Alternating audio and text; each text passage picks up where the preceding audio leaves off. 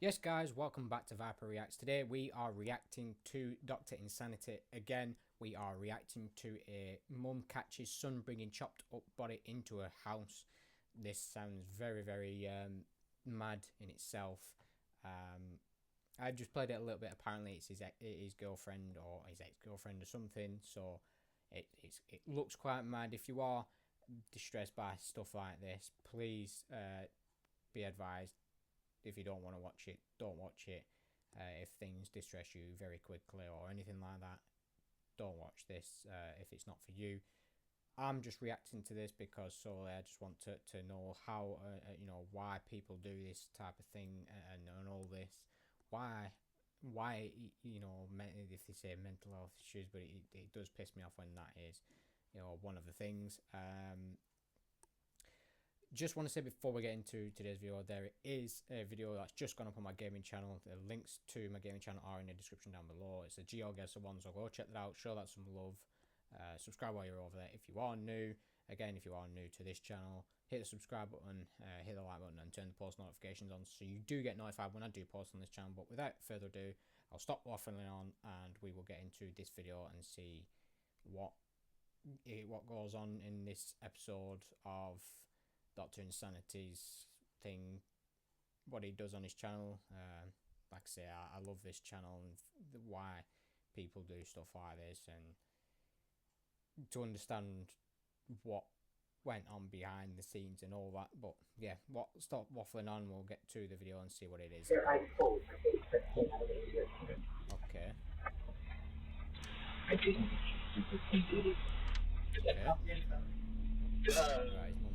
This is Marshall and his mother, Alicia. Just feet away, inside the trunk, lies the dead body of Marshall's girlfriend. He has cut her body up and plans to discard it in the remote mountains of the Sierra foothills.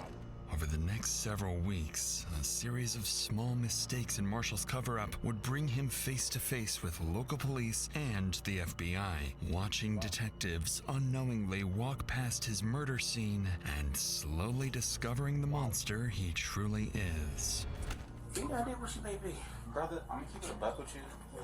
I don't know. Have you guys thought about maybe she was trafficked? Yep. Oakley PD, come out with your hands up! Disclaimer, obviously real footage. It's approximately 6:30 p.m. in Antioch, California, when 24-year-old Alexis Gabe is seen at a Chevron gas station. While filling up her car, she receives a message from her boyfriend. "Are you still coming over?" She replies, "I can only come by for a bit." After paying, Alexis gets back on the road, and by 6:37 p.m., she's seen arriving at her boyfriend's house. He doesn't know it yet, but she's there to break up with him. A decision that will carry far greater consequences than she expects. Okay. 2 hours pass. Then Alexis's car is seen leaving Marshall's house, but something isn't right. The vehicle takes an unusual route, one Alexis never uses to get home, and just 12 minutes later, roughly 6 miles away, it pulls into a quiet residential neighborhood. A masked figure steps out of the car, noticeably larger than Alexis. Moments later, her phone pings, "Did you make it home?" And as the figure disappears into the distance, Alexis is never seen or heard from again. Okay. So the day after she disappeared. Is this a family member or friend? Family member. Sister. And how long ago did you last talk to her? No one's heard from her since she went to see her ex-boyfriend last night at 8:30. And she's not answering her phone or anything? No, it's going Always straight to the voicemail. simple thing. On the line is Alexis Gabe's sister. Her tone is urgent as she insists on filing a missing persons report immediately. To better understand the situation, dispatch sends Officer Rod Coutney to the family's home. And that's where he learns why Alexis's family is already fearing the worst. Probably because he... Good morning. How you doing? I'm Detective with the police department. I'm gonna get some info from you guys, and I'm gonna start looking for Alexis. That's okay? Probably their ex-boyfriend, you mean? Okay. Jesus Christ. She ever make any like sort of statements? No. Okay. Is she generally pretty happy? Yeah. Okay. She's always out. Nothing out the ordinary. Not every day. Always out? Do you know where she goes a lot of the time? With her friend, E and Ria. It's always something. She's with us yesterday too. Does she have any mental health issues? It's generally an antidepressant. Yeah, I know. That's what she said. That's why she's looking for the doctor. She's seeing the doctor. Okay. When they have accident with her boyfriend, car accident. She said she have a chiropractor appointment. Who's her boyfriend? The one that we know is Marshall. Marshall. Jones, yeah. Okay. And then we just find out yesterday. The friend said Marshall threatening Alexis. If they gonna broke up, he's gonna kill or gonna kill Alexis. Oh, okay. Okay. And this is Marshall. Marshall. Yeah. Okay. Needless to say, the officer knows Probably. exactly who they need to speak with We know that next. it's According to Alexis's 50-50. mother, Marshall Jones is the boyfriend she went to see last. But even more troubling is her claim that he had threatened to harm himself or Alexis if they ever broke up. Yeah. As So- County wraps up his initial search, he relays the Marshall information to probably his sergeant. clearly From there, something. requests are made for street CCTV footage, a real-time location warrant for her phone, and most urgently, another officer is dispatched to Marshall's address. Later that afternoon, the officer arrives at the house. Knowing Marshall is one of the last people to see Alexis alive, the officer expects to gather more information about her whereabouts. But he's about to get much more than that. But before we get to that, I want to talk about something else that's important too. For almost a year, I've had this discomfort with my ear, and every time I thought about Jump ahead. helping us all take better care of our health. With that said, let's get back to the video. Back to the video. How y'all doing? Hey, is Marshall home? No. I'm on Anita's house? Yes. Yeah. Okay. How y'all doing today? Okay. Y'all be safe. Be careful now, okay? Okay.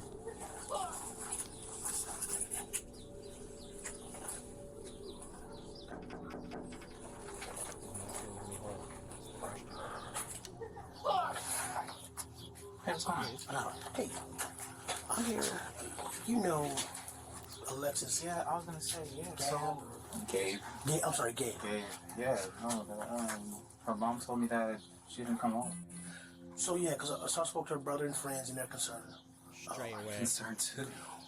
Straight When was the away. last time you I'm just gonna spoke to her or pause it. saw her? Straight away, I know from his body language and his eyes, he cannot keep eye contact with the police officer. He's just going like that all the time. His eyes are, whether he's on something or I don't know, but he's definitely looking a bit sketchy. We know obviously he's going to be the murderer because obviously at the start of the thing he said his girlfriend's body was in back of his car or his mum's car or whatever.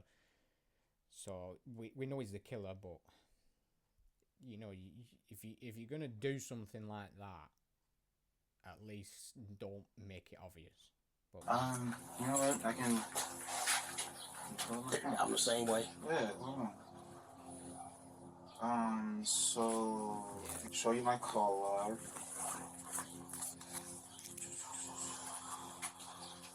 I talked to her throughout the day yesterday. I want to say 6:38 is when she told me that she was outside. She Here? yeah.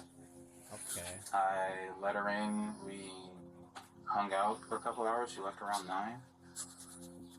And did she say where she was going? Yeah, because I can show you text message. She said that. The more you can give me, the better, man. Yeah, I was about to say. I appreciate you. remember her saying, "This is from today. It's not delivering." I've been trying to call her. where is her phone? I was like, "Are you still coming over? You must still be asleep." She's like, "I can only come by for a bit today." I was like, "Okay," because she was doing some other stuff for her job that she was doing some running around for. Okay. You got idea where she may be? You know, brother, I'm gonna keep it a buck with you.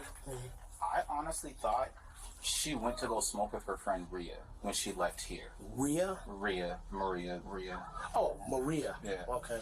I thought she went to go smoke with her because usually she won't tell me, you know, what she's doing until she's already doing it. Mm-hmm. So I thought she went there, but then when I kept on calling by like 11 and I wasn't getting anything.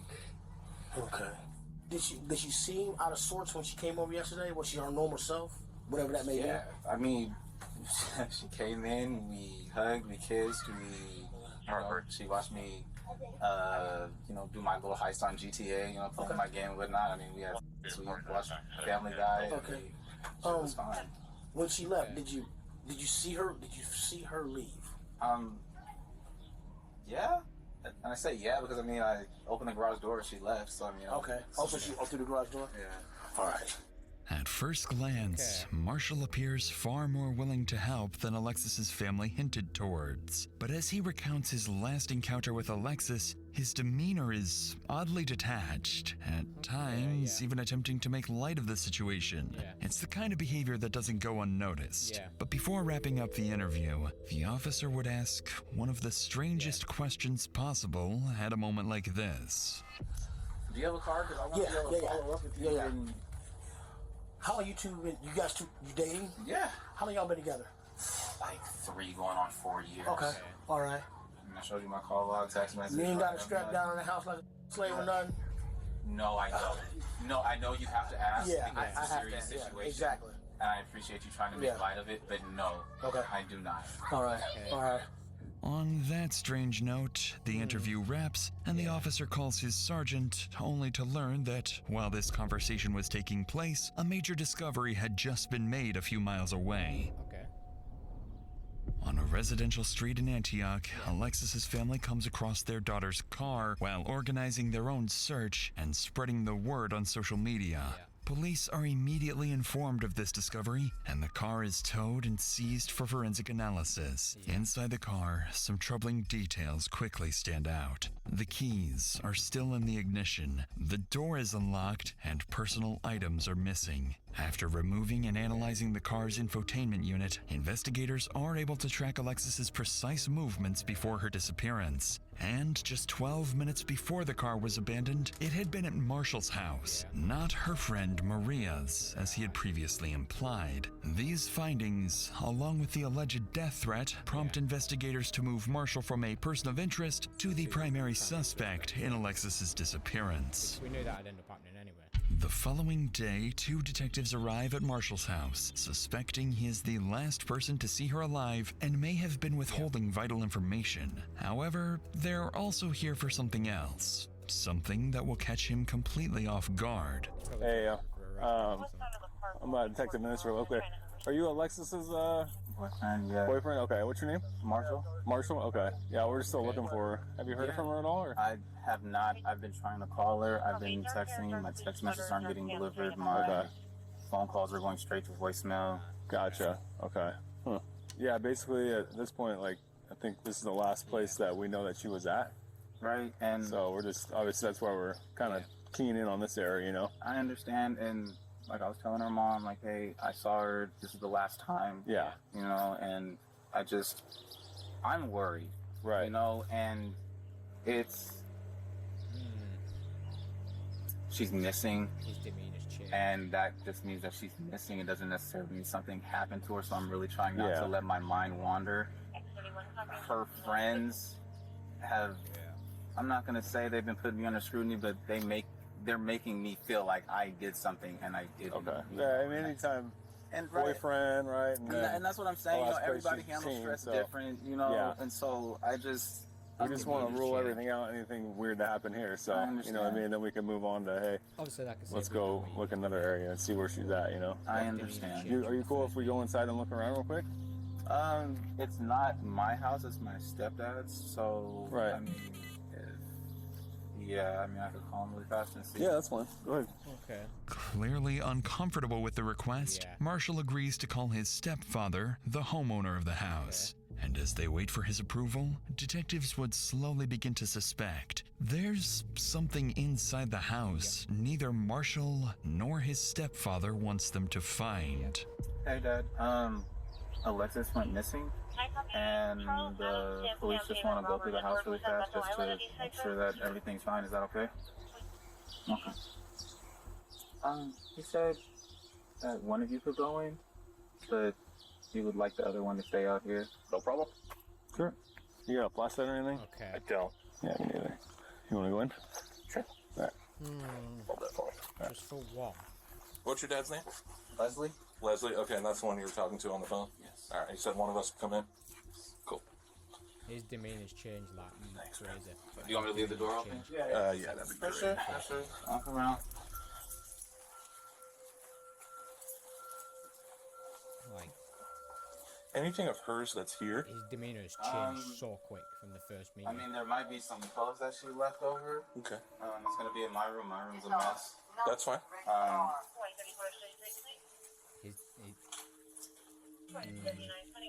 Cool. Like I said, we This is my know room in here. that he has I know. Like I said, it's a Hey, mess. it happens, bro. Yeah. You guys drink together, I'm assuming? Yeah. At the house.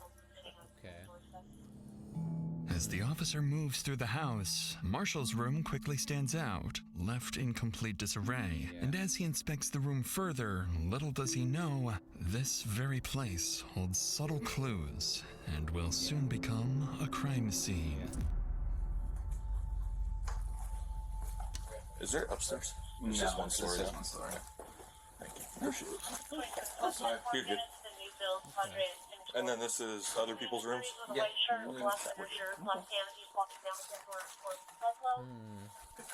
Actually, his demeanor changed Probably from the second.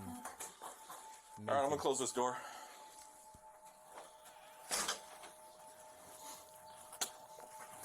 Nothing out of the ordinary. His room is an absolute mess. He does. Focusing on the mess, the officer overlooks the attic, a place hiding a terrifying secret. And it's no accident. Marshall has been guiding him through certain areas, carefully steering him away from others. But despite the search turning up nothing, officers aren't done with him just yet. There's something else they want to ask. No contact from her? None whatsoever. Okay. Phone's been off. You tried to call her, I'm assuming? Yeah. Indeed. Okay. Do you mind hanging up with him real quick so we can... I'm going to ask you something. Would you be willing to give us your cell phone for a forensic download? Oh, yeah. Okay. So I'm able to do all that stuff. Wait, what's the forensic download again? It just shows me all the information on your phone for a certain period of time. Oh, okay. It shows like, hey, was this phone here the whole time? Oh, yeah, for Stuff sure. like that? Okay, yeah, Okay. for sure. And then I would just have you sign like a consent form. Yeah. Okay. And then you can bring it down, sign the consent form down at the PD. And then I'd take your passcode, and then I would do it that way. Okay. They want to do a forensic download just to make sure that, you know, my phone is where I said it was, i.e. where I said I was. Yeah. But she was still here when he got home?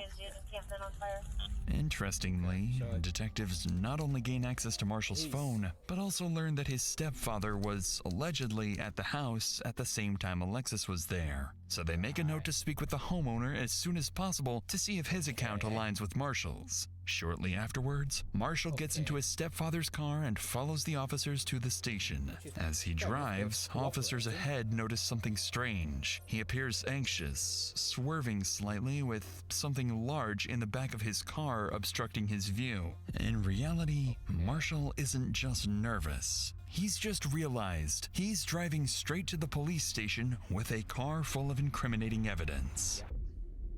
About 10 minutes later, Marshall arrives at the station, trying to steady himself, quietly questioning why he brought this car in the first place. And the second he steps out, he realizes the officers are onto him. You know what you've all had? Yeah, blankets and whatnot. Wait, do you actually have to search it, or can you just look around? Because it's my dad's car, and No, I don't. I mean, I kind of just want to lift the gate so I can see inside, you know? If that's cool. Again, it's not my car, it's my dad's, and you have my phone, so Yeah. I'll open the gate for you, though, so that way you can look inside. That'd be great. His demeanor definitely changed now.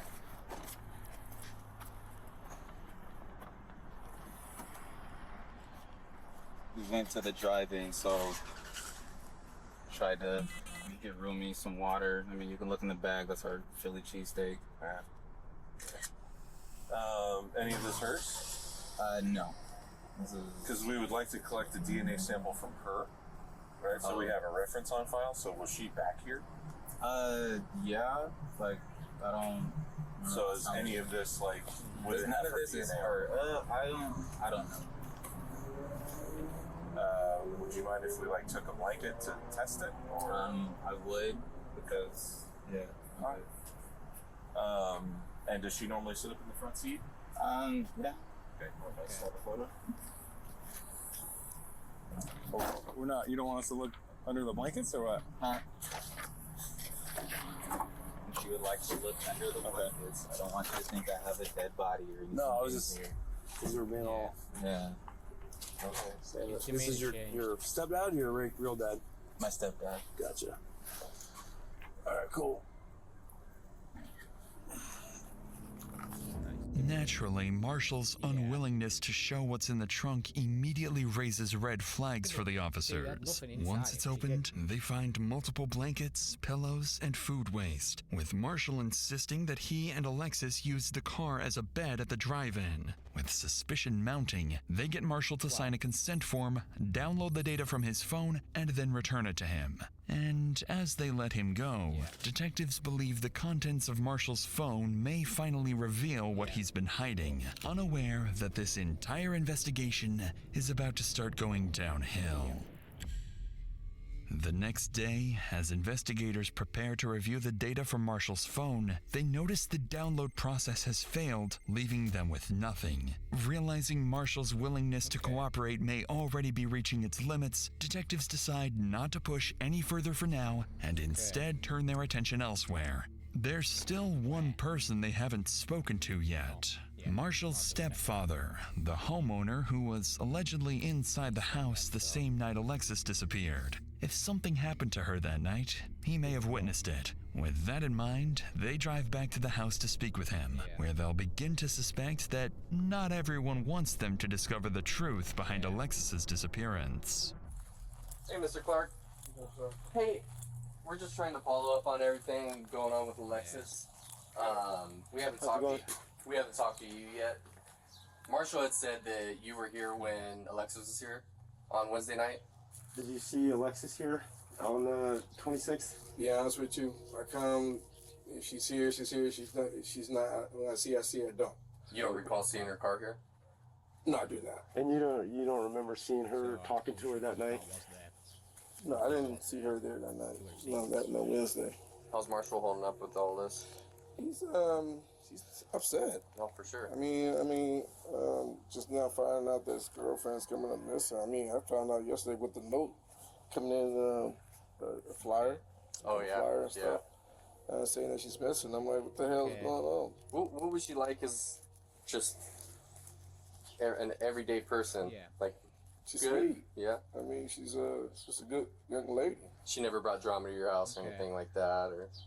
What couples? I mean, aside from couple drama. Yeah.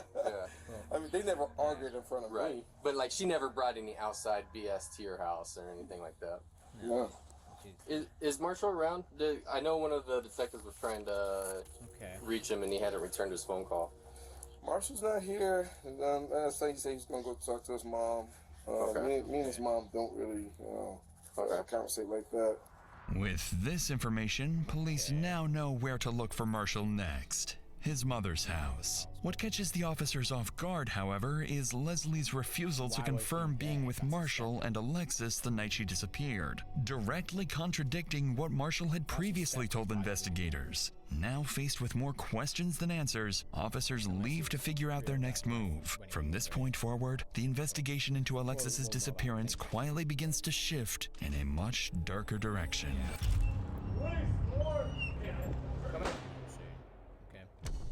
7 days after she disappeared. During the next several days, police visit Marshall's mother, Alicia Clark, looking for her son. But suspiciously, she claims she hasn't seen him since the night his girlfriend Alexis vanished. By now, investigators begin to consider a troubling possibility. Marshall may be on the run, and his family may even be covering for him. But their biggest piece of evidence is still to come. Just as the investigation seems to stall, CCTV footage is recovered from the route Alicia's car took the night she vanished. For roughly 12 minutes, the car is seen speeding from Marshall's home to the residential area where it's eventually abandoned. A masked figure is seen stepping out of the car, noticeably larger than Alexis, with a more masculine build. As detectives begin tracking the figure's movements through nearby cameras, they watch it move calmly for over a mile until it arrives somewhere completely unexpected: Marshall's mother's house. This development makes investigators certain that the masked figure was none other than their prime suspect, Marshall. And with that, an emergency search warrant for his home is secured immediately. On February 1st, more than a dozen officers arrive at the house convinced there is far more inside than Marshall originally let them see.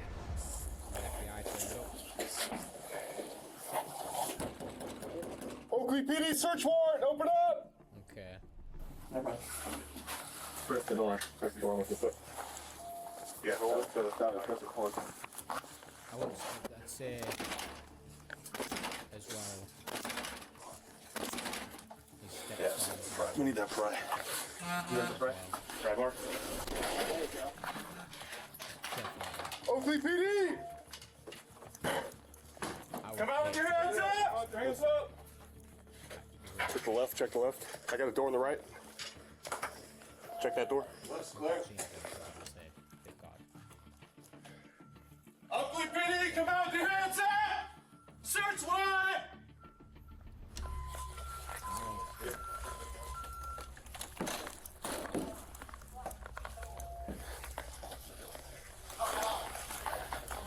Check that. Clear? Again. As officers move through the house, neither Marshall nor his stepfather are anywhere to be found. But then, as they prepare to enter the garage, it doesn't take long for a vile discovery to emerge. Smell it? Smell like dead body. Yep. In the laundry room. Okay.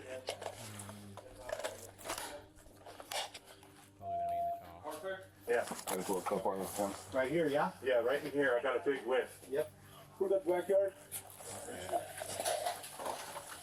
All space? Yep. Multiple officers begin to notice a distinct smell, one they believe to be the odor of a decomposing body. The scent appears to be coming from the laundry room and leads up towards the attic. So officers prepare to investigate and brace themselves for the worst. It looks undisturbed. Yeah. Are we agreeing? It's been opened before. I don't know. It's right here, dude. Yeah. This points straight out to the garage. Yeah. So that's the thing, is like, That's the we gotta check the crawl space. Anybody check inside that SUV or take a peek inside? I didn't see anything. It's locked. Okay. Scott, I'm gonna have this door closed for a second. Like I said, I would hate to be I mean, there's pathways where they walked for electrical, but I don't see. No footprints, no drag marks. Yeah, I mean, it's just you can see where they're walking, Okay. doing something, but I don't. Okay. Hey, they said they can smell something right where you're at, Logan. Like there's a vent, it's coming from the vent kind of. Yeah, once we hit this area and start walking to the garage is where I smelt it. Does that look like blood and hair? Yeah. Let me see. Black hair. Look at. Okay. Yeah. That paint? Could be blood, could Looks be like blood. brown paint, but that could also be blood. Alright, let's This flops. let's clear out. After following the scent, officers come up empty-handed, but they do uncover what appears to be dried blood. After clearing the entire house, officers are still unable to locate the source of the smell, so a canine unit is called in. If human remains are hidden somewhere on the property, this dog may be their best bet on finding them. I don't know. I got a big whiff right in the laundry room. It smelled like just dead body. Alright, let's see what we get. No worries. You'll be able to tell straight away. That dog will be able to smell it straight away.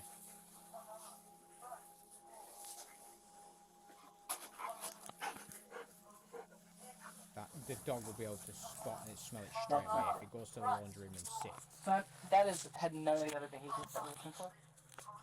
Keep checking. Okay, good girl. Oh, you can smell something. And then that's the attached garage. Oh, can we go in there? Yes.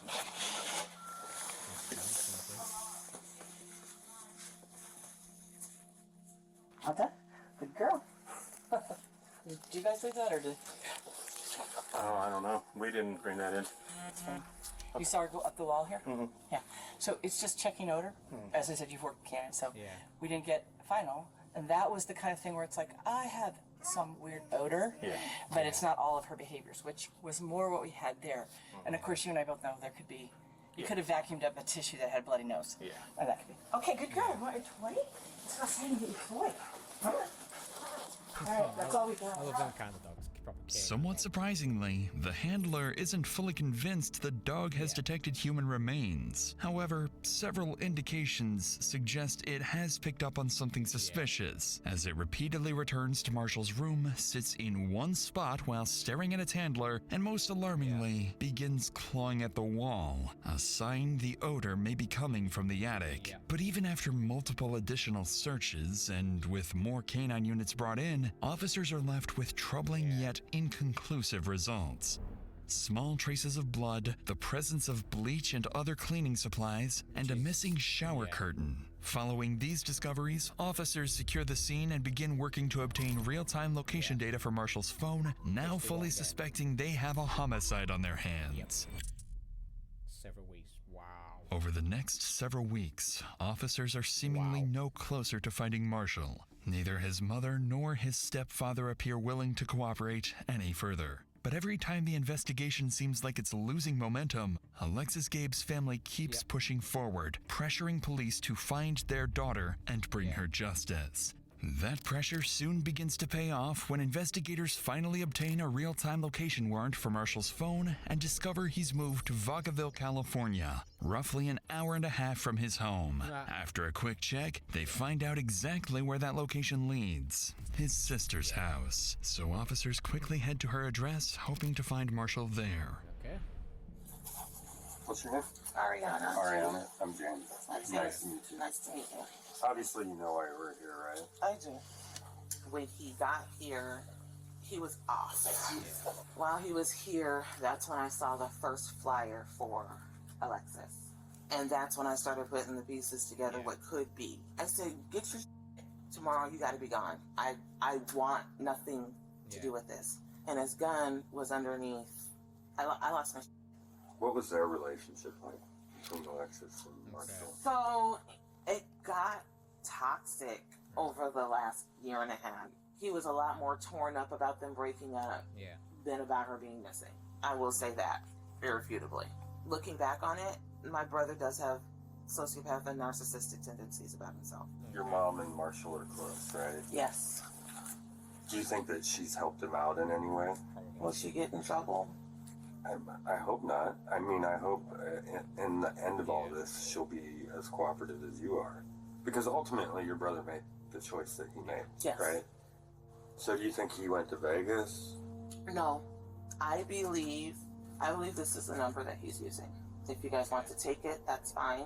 Most worryingly for officers, Ariana seems to suspect someone else may be helping Marshall evade police. However, Ariana also gives them something significant: Marshall's new phone number. So after wrapping up the interview, investigators move quickly to track his location. This is when they discover that Marshall's phone is pinging all the way back to his mother, Alicia Clark's house. Up to this point, Alicia has been telling police she doesn't know where Marshall is. Now, detectives begin to suspect she's lying and may even be actively hiding from police.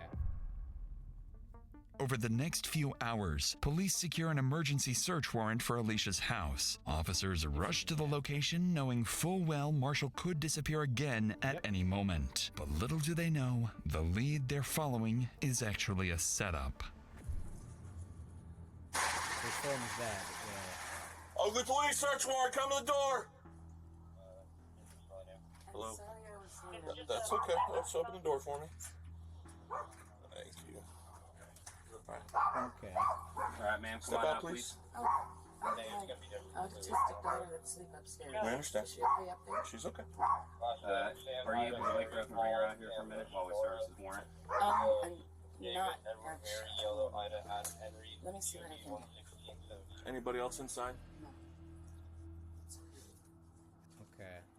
After escorting Alicia and her daughter outside, officers move in to search the house, but they find no one else inside. They do, however, spot a working camera outside the home, one they immediately begin trying to obtain a warrant for. Despite Marshall's absence, the forensics team insists that his phone is still actively pinging inside the house. By now, investigators know something isn't adding up, so they prepare to question Alicia, starting with the very reason they're here in the first place. Where's the best place?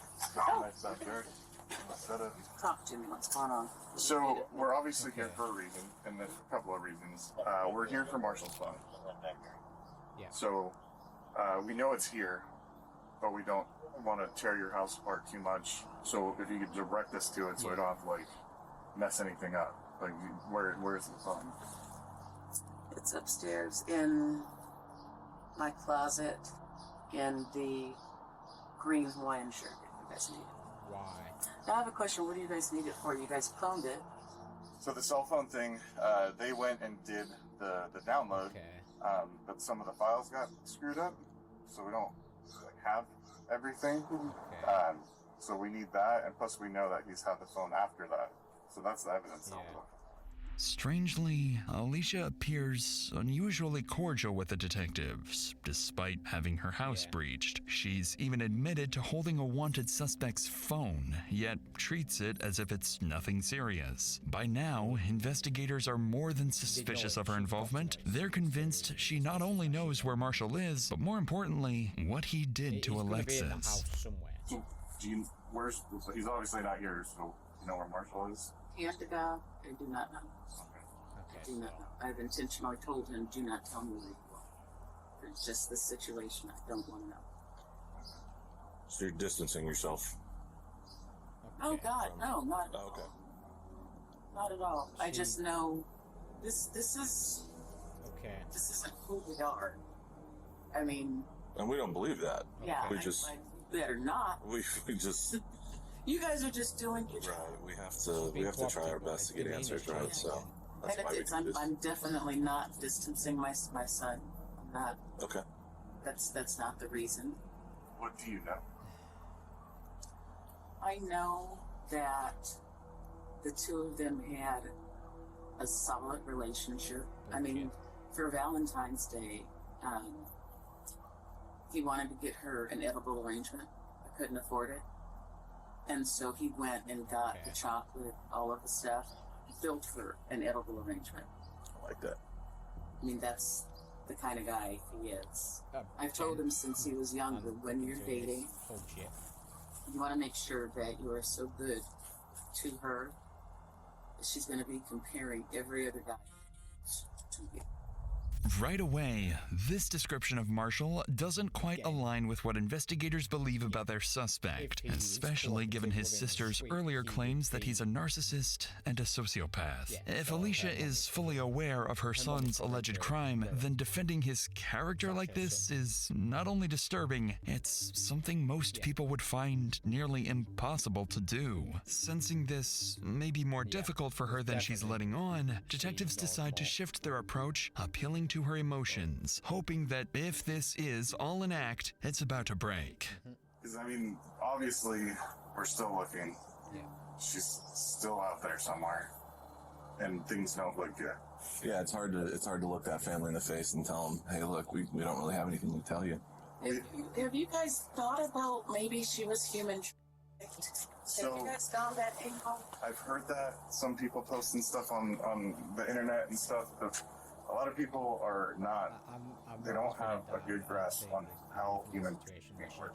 Right. You can't just snatch up a 24-year-old, 170-pound female. Yeah. I mean, I'm just going to be straight up with you. Do you think that Marshall had anything to do with it? God, no. He did. She's coming for him again. even if there's evidence that would suggest that he has something to do with it. You guys would have to prove it beyond a reason. Obviously. I don't want to leave you thinking that, for the lack of a better term, just... I know. Oh, God, no. No, not at all. There's a reason. I mean, I can only leave you with that. I can't Well, like... that's even saying too much. You tell me... I don't want you to, like... To just... Like I just said, I mean, we've been... Both agencies here and the DA's office, we've all been working on this for 3 months now. We've looked every which way. Despite the detective's best efforts, Alicia doesn't appear to budge. And the worst part is that her dismissive attitude seems to work. Although officers inside manage to locate Marshall's phone, they find it's been wiped completely clean. And with nothing concrete tying Alicia to the disappearance, investigators are once again forced to leave empty-handed. With no body, no confession, and no idea where Marshall may have gone, Alexis's case slowly starts going cold. Months go by, with no new leads on Marshall's whereabouts. But then, investigators finally secure a warrant and obtain the CCTV footage from his mother's house. And as detectives start analyzing the footage, they begin to understand how Marshall managed to stay one step ahead of investigators for so long. Inside these large plastic bags, investigators believe are Alicia's remains and suspect Marshall's mother was aware of it. Following these developments, investigators reach out to Marshall's sister and learn he has a friend at an apartment complex in Kent and may be hiding there. Using travel records, CCTV footage, and anonymous tips, they zero in on a specific location, the Skyview 3322 apartments. On June 1st, more than 4 months after Alexis Gabe disappeared, the task force moves in to serve a murder warrant and finally arrest Marshall. But as they arrive and prepare to breach, nothing about this operation is about to go as planned.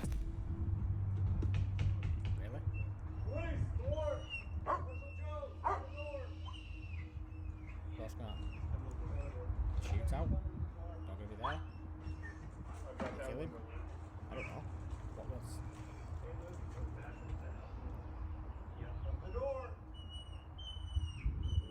4 months after the disappearance.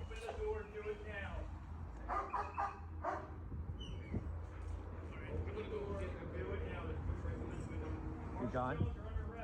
Okay. Come out. Good shot. Yeah.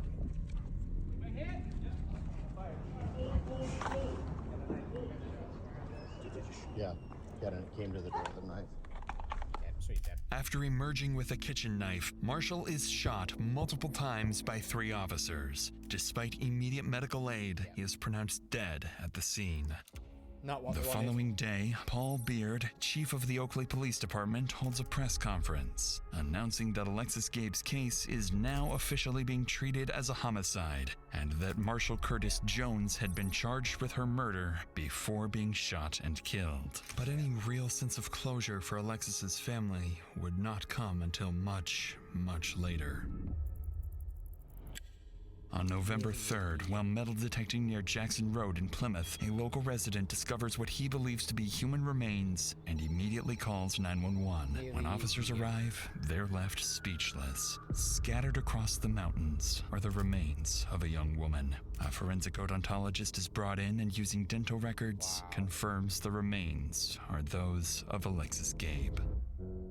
In the aftermath, her family expresses a mix of devastation and relief. They continue pushing for charges against Marshall's mother and hold memorials in Alexis's honor. To this day, Alexis's family continues demanding justice and launching a petition criticizing the Contra Costa County District Attorney's Office for its handling of the case and calling for stronger accountability for victims' families. But despite these efforts, Marshall's mother is only temporarily detained. Without sufficient evidence, she is never charged as an accomplice. And the same is true for the rest of Marshall's relatives, something that continues to infuriate Alexis's family to this day. As of now, there is still no definitive motive for Alexis's murder, only that their relationship was deeply toxic. And perhaps, when Alexis finally decided to break up with him, Marshall made a final, irreversible decision. If he couldn't have her, then no one could.